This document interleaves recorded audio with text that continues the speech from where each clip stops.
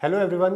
बहुत सारे बच्चों के जो इंटरव्यू अपीयर करने वाले हैं आरएस के लिए, उनकी एक बहुत बड़ी प्रॉब्लम होती है कि उन्हें जगह-जगह पे, पचासों जगह पे इंटरव्यू के पैनल के सामने अपने इंटरव्यू देने पड़ते हैं, व्हिच इज़ इम्पोर्टेंट, वो भी इम्पोर्टेंट काम है। बट ऐसा क्यों नहीं हो सकता कि आप घर पे बैठ के खुद अपने इंटरव्यू की बहुत अच्छी प्रिपरेशन कर सको और एनालिसिस कर सको कि आपका कम्युनिकेशन कैसा है, आपका सब्जेक्ट के ऊपर नॉलेज कैसा है, आपके जो डेफ के क्वेश्चन बन सकते हैं बेस्ट से बेस्ट, वो आपको खुद मिल जाए। तो अगर आप अपने घर पे खुद इंटरव्यू की प्रिपरेशन कर सकते हो, कम्युनिकेशन कर सकते हो, तो उससे अच्छा क्या प्रैक्टिस हो सकता है? इसीलिए आरएस ओनली ने बनाया है आप लोगों के लिए एक एआई मॉक इंटरव्यू। यानी कि अभी आप देखेंगे कि मैं जो इंटरैक्शन करूँगा वो वैसा ही होगा जैसे कि एक मॉक पैनल जो है वो आपसे बात करता है, आपके एग्ज़ाम से रिलेटेड, आपकी पर्सनैलिटी से रिलेटेड, आपके बैकग्राउंड से रिलेटेड। और आप अपनी खुद की प्रैक्टिस है जो कि RS only pay free of cost है, जो कि वेबसाइट पे जाके कर सकते हैं इंटरव्यू की प्रिपरेशन। देखिए एग्जाम्पल, मैंने यहाँ पे अपना नाम लिखा है, आरएस ओनली की वेबसाइट पे जाके एआई मॉक इंटरव्यू लिखा, यहाँ पे मैंने मेरा नाम लिखा और मैंने एक डेफ है जो कि मैंने डाला है, एक स्टूडेंट का यहाँ पे मैंने कंप्लीट डेफ इन्फॉर्मेशन है जो कि मैंने यहाँ पे दे दी है। डेफ इन्फॉर्मेशन देने के बाद में ये इंटरव्यू प्रिपेयर कर रहा है और उसके बाद में ये बिल्कुल वैसे ही क्वेश्चन पूछेगा जैसे कि एक बहुत अच्छा इंटरव्यू पैनल है जो कि आपसे सवाल पूछता है, जो कि आपके बैकग्राउंड से रिलेटेड होते हैं, आपकी हॉबी से रिलेटेड होते हैं, आपकी लाइक, डिसलाइक, आपका ग्रेजुएशन कहाँ से हुआ है, पीजी कैसे हुआ है, इंटरनेशनली क्या चल रहा है, नेशनली राजस्थान के अंदर करंट अफेयर में क्या चल रहा है, आपके एडमिनिस्ट्रेटिव सर्विसेज से चीज़ों को कोरिलेट करने के बाद में कैसे क्वेश्चन बन सकते हैं। ये सारी तरीके के क्वेश्चन हैं जो कि आपको यहाँ पे देखने को मिलेंगे और लास्ट में आपको जो है एक अच्छा पूरा का पूरा एक रिपोर्ट भी मिलेगी जहाँ पे आपको अपनी गलतियाँ और आपको अपनी स्ट्रेंथ एंड वीकनेस दोनों जो है ये बताएगा। चलिए स्टार्ट करते हैं एक बार इंटरव्यू। मैं हिंदी में स्टार्ट कर रहा हूँ आप लोगों के लिए, तो इस इंटरव्यू को अपन हिंदी में ही कर रहे हैं। मैंने डेफ डाल दिया है, डेफ डालने के बाद में इंटरव्यू क्रिएट करेगा और इंटरव्यू क्रिएट करने के बाद में we can start interview in both the languages. English में भी अगर आप चाहें तो इंटरव्यू स्टार्ट कर सकते हैं और हिंदी में चाहें तो हिंदी में भी स्टार्ट कर सकते हैं। तो मैं हिंदी में स्टार्ट करूँगा आप लोग के लिए, जो ये पूरा वीडियो बनाएंगे हम। और अभी इंटरव्यू प्रिपेयर हो रहा है। जो जो भी क्वेश्चन बनेंगे वो डेफ से ही बनेंगे। डेफ जो है वो ईशा नेम की एक लड़की है, उसका डेफ है। तो सारे क्वेश्चन जो होंगे या जो मेजरली चीज़ें होगी वो उसी के अकॉर्डिंगली जो है फॉर्मेशन होगी। Yes, here we go. नमस्ते मैम, नमस्ते sir. Good morning, Isha Dangi. Please be seated. I hope you're comfortable. Could you please introduce yourself briefly? Thank you ma'am. Yes ma'am, I am comfortable.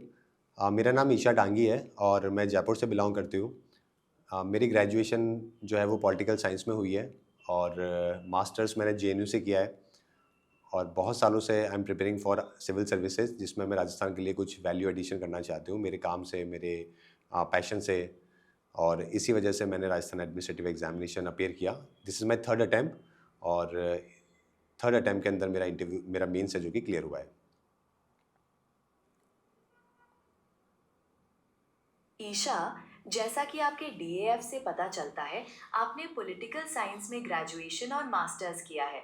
आप इस विषय को राजस्थान के प्रशासनिक कार्यों से किस तरह जोड़कर देखती हैं? मैम, राजस्थान के जब मैं कॉन्टेक्स्ट में बात करूँ तो पॉलिटिकल साइंस बहुत इंपॉर्टेंट रोल प्ले करता है और राजस्थान की ज्योग्राफी बहुत इंपॉर्टेंट रोल प्ले करती है इंडिया के कॉन्टेक्स्ट में भी। और राजस्थान के चैलेंजेस भी बहुत ज़्यादा हैं, तो इसीलिए कोई भी एडमिनिस्ट्रेटिव ऑफिसर के लिए राजस्थान को पहले समझना बहुत ज़रूरी है। अगर राजस्थान के ज्योग्राफी को समझेंगे, राजस्थान की हिस्ट्री को समझेंगे, राजस्थान ये की इकोनॉमिक्स को समझेंगे, तो उसके बाद आई थिंक पॉलिटिकल साइंस को समझने से ये सारे बैकग्राउंड समझने में मदद मिलती है और उसके बाद डिसीजन लेने में किसी भी एडमिनिस्ट्रेटिव ऑफिसर को ज़्यादा बेनिफिट मिल सकता है। ये तो सैद्धांतिक बात हुई। क्या आप कोई विशिष्ट उदाहरण दे सकती हैं कि कैसे आपका पॉलिटिकल साइंस का ज्ञान आपको राजस्थान की किसी विशेष समस्या के समाधान में मदद करेगा? यस मैम, जैसे कि पॉलिटिकल साइंस में मैंने इकोनॉमिक्स पढ़ा है काफ़ी, इकोनॉमिक्स मेरा सब्जेक्ट भी हुआ करता था। तो राजस्थान के जब बजटिंग की हम बात करते हैं तो हम कोशिश करते हैं, अगर मुझे एजुकेशन डिपार्टमेंट मिलता है तो मैं कोशिश ये करूँगी कि राजस्थान के अंदर स्कूली शिक्षा के ऊपर मैं ज़्यादा से ज़्यादा काम कर सकूँ और जो हमारे स्टेट का जो जीडीपी है वो कम से कम 5 से 10% हम लोग शिक्षा में लगा सकें, जो कि अभी 2 से 3% लग पाता है या 4% के आसपास ही लग पाता है। आपने शिक्षा के बजट को बढ़ाने की बात कही। ये एक अच्छा विचार है, लेकिन बजट की कमी तो सदैव एक चुनौती रहती है। आप संसाधनों के कुशल उपयोग के लिए क्या उपाय सुझाएंगी, खासकर ग्रामीण क्षेत्रों में जहां शिक्षा की गुणवत्ता की अक्सर कमी देखी जाती है? मैम, सबसे पहले हमें ज़मीनी स्तर के ऊपर हमारे स्कूल के अंदर टीचर्स ट्रेनिंग प्रोग्राम स्टार्ट करने पड़ेंगे। हमारे पास टीचर्स की कमी नहीं है। अगर आप राजस्थान के कॉन्टेक्स्ट में देखेंगे तो टीचर्स और जो गवर्नमेंट स्कूल में जो बच्चे हैं वहाँ पे 1:25, 1:30 का रेशियो है। तो टीचर्स की कमी नहीं है, बच्चों की कमी नहीं है, इंफ्रास्ट्रक्चर भी ठीक-ठाक अवेलेबल है, लेकिन ज़रूरत है हमें टीचर्स को ट्रेन करने की। तो हमें ट्रेनिंग करनी पड़ेगी ताकि हम टीचर्स की क्वालिटी बेटर कर सकें, बच्चों को एक्सपोज़र दे सकें और हायर एजुकेशन में हमें ड्रॉप आउट रेशियो को कम कर सकें। शिक्षकों के प्रशिक्षण पर ध्यान देना निश्चित रूप से एक महत्वपूर्ण कदम है, लेकिन ग्रामीण क्षेत्रों में अक्सर स्कूलों में बुनियादी ढांचे की कमी, छात्रों की अनियमित उपस्थिति और शिक्षकों के प्रेरणा स्तर जैसे अन्य कारक भी प्रभाव डालते हैं। आप इन समस्याओं का समाधान कैसे करेंगी? मैम देखिए, संसाधनों की कमी प्रॉब्लम नहीं है, उसका राइट यूटिलाइज़ेशन प्रॉब्लम है। तो हमें टेक्नोलॉजी की यूज़ करनी चाहिए जहाँ पे हम लोग टीचर्स को मोटिवेट कर सकें, उनको प्राइज़ दे सकें, उनको इंसेंटिवाइज़ दे सकें अगर ज़्यादा अटेंडेंस अगर उनकी होती है तो स्कूल के अंदर। साथ में बच्चों के जो अनियमितता है उसका कारण यही कि पढ़ाई जो है वो इंटरेस्टिंग नहीं है। तो हमें उसको इंटरेस्टिंग बनाना पड़ेगा, थोड़ा टीचर ट्रेनिंग करनी पड़ेगी, हमें स्टेम टेक्नोलॉजी या फिर हमें साइंस एंड मैथ को और बेहतर तरीके से पढ़ाना पड़ेगा। ताकि पढ़ाई इंटरेस्टिंग बन सके। जैसे-जैसे इंटरेस्टिंग बनेगी वैसे-वैसे अटेंडेंस की प्रॉब्लम सॉल्व होगी और अटेंडेंस की प्रॉब्लम सॉल्व होगी तो आपको रिज़ल्ट भी देखने को मिलेंगे कि गाँव से बहुत अच्छे रिज़ल्ट आ रहे हैं।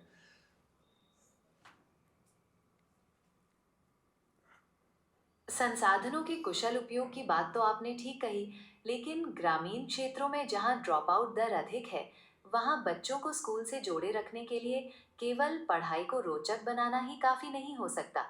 आपको क्या लगता है कि इसके लिए किस प्रकार के सामुदायिक सहयोग या सरकारी योजनाओं की आवश्यकता होगी? मैम, मुझे सरकारी योजनाओं के बारे में ज़्यादा जानकारी नहीं है और अभी ग्राउंड स्तर के ऊपर कितना काम हुआ है या होना बाकी है, मुझे इसके बारे में भी ज़्यादा जानकारी नहीं है। तो मैं इन समस्या का इस क्वेश्चन का सॉरी आंसर जो कि मैं नहीं कर पाऊँगा।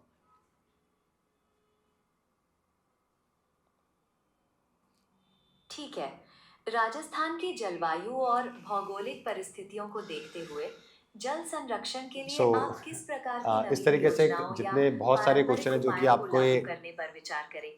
इस तरीके के बहुत सारे क्वेश्चन हैं जो कि आपके डेप्थ से रिलेटेड जो है वो बनते रहेंगे, आपकी प्रैक्टिस होती रहेगी।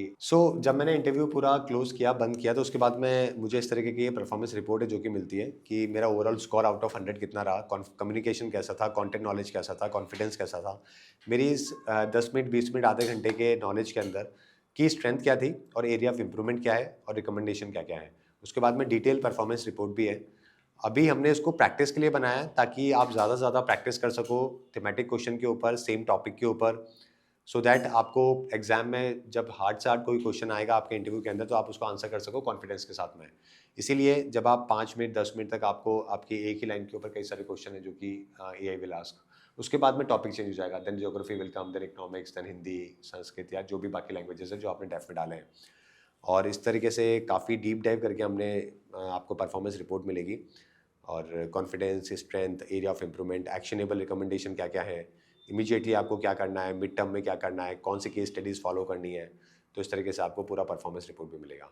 ऑलराइट, आप अपनी अच्छी प्रैक्टिस यहाँ पे कर सकते हैं। आरएस ओनली की वेबसाइट पे जाके आपको फ्री ऑफ कॉस्ट ये मॉक प्रैक्टिस आपको मिलेंगे ट्राई करने के लिए। Thank you everyone.